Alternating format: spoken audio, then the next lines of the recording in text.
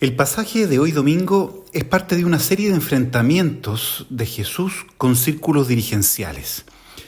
Discuten sobre su autoridad, él desliza que lo van a matar. Le preguntan sobre si pagar o no impuestos al César y sobre la resurrección de los muertos.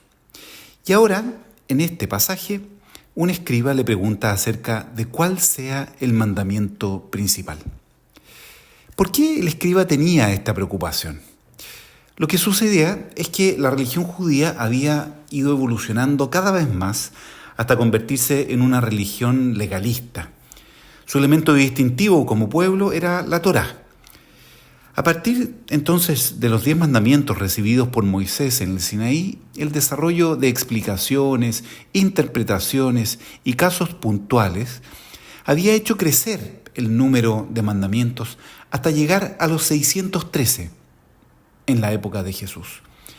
Consistían en 365 prohibiciones y 248 prescripciones que debían realizarse. Había, por lo tanto, una necesidad de síntesis. La cantidad de mandamientos era agobiante y probablemente generaba mucha angustia sobre la posibilidad de la salvación. Jesús toma 2 versículos. El primero está en la oración del Shema, que significa escucha. Era la profesión de fe que recitaban los judíos cada amanecer y anochecer. En ella expresaban primero, tal como está en Deuteronomio 6, versículo 4, expresaban su monoteísmo, Dios es uno. Y en el versículo siguiente expresaban el mandato de amarlo con todo el corazón, toda el alma y todas sus fuerzas. Se trata de poner entonces al ser humano completo delante de Dios. Toda el alma, todo el corazón, todas las fuerzas. De hecho, la palabra hebrea que hemos traducido por alma también puede significar vida. Ama a Dios con tu vida entera. Aquí está, en el fondo, el sentido del ser humano. Entonces, para ti, ¿cuáles son tus maneras más sinceras de orientar tu vida a Dios y vincularte con Él? Pero Jesús une inmediatamente a este primer mandamiento el amor al prójimo como a ti mismo, que está en el capítulo 19 del Levítico, en el versículo 18. ¿Quién era el prójimo para él? En el Antiguo Testamento es el compañero de religión, el judío. Pero en ese mismo capítulo 19 del Levítico se extiende el amor también al extranjero que vive contigo y comparte tu tierra. Esta interpretación, este versículo, es especialmente contingente hoy día. Sin embargo, Jesús amplía eso en la parábola del samaritano compasivo. Tu prójimo es cualquier hombre necesitado. ¿Cuáles son entonces para ti las expresiones de misericordia que podrías ejercitar actualmente en tu vida? ¿Son suficientes? ¿Te sientes invitado a entregarte más aún?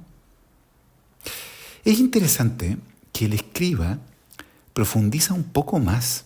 Él saca sus conclusiones de lo que ha dicho Jesús. Dice que el amor a Dios y al prójimo están por encima de los holocaustos y sacrificios. Es decir, superan la adoración que se hacía en el culto. De hecho, eso interpreta mucho de lo que Jesús mismo critica en otros episodios. Por ejemplo, el samaritano compasivo superó a los equivocados sacerdote y levita que pusieron el culto antes que el amor al necesitado. En otro pasaje, critica a quienes alaban a Dios con los labios, pero no de corazón. Para Jesús, ambos mandamientos tienen una unidad y coherencia. No se trata de pura filantropía, amor humano. El amor a Dios da sentido y trascendencia a la solidaridad con el necesitado, da sentido y trascendencia a la justicia. Y al mismo tiempo, la misericordia con los pequeños es la expresión concreta y sacramento del amor a Dios. Y como muestra Jesús en la parábola sobre el juicio final. Amor a Dios y al prójimo son una unidad. Se dan sentido y concreción el uno al otro. Para el cristiano no son mandamientos separables, van de la mano.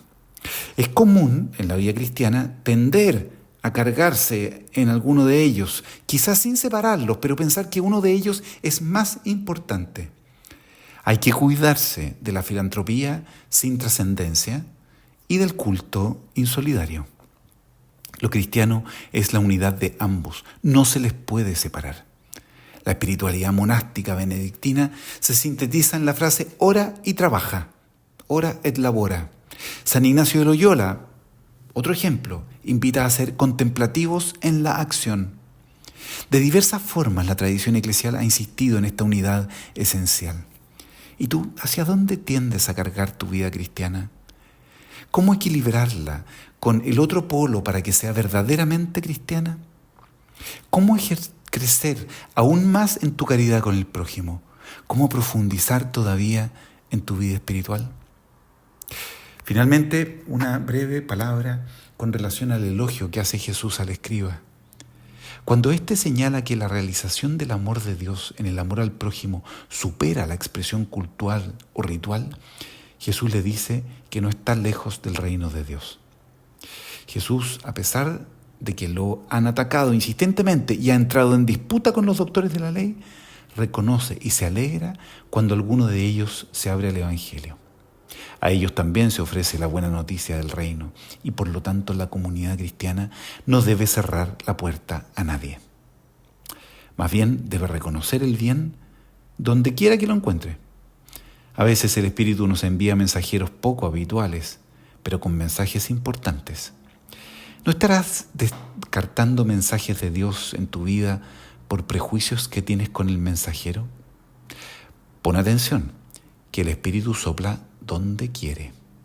Soy Juan Cristóbal Beitía, de la Compañía de Jesús.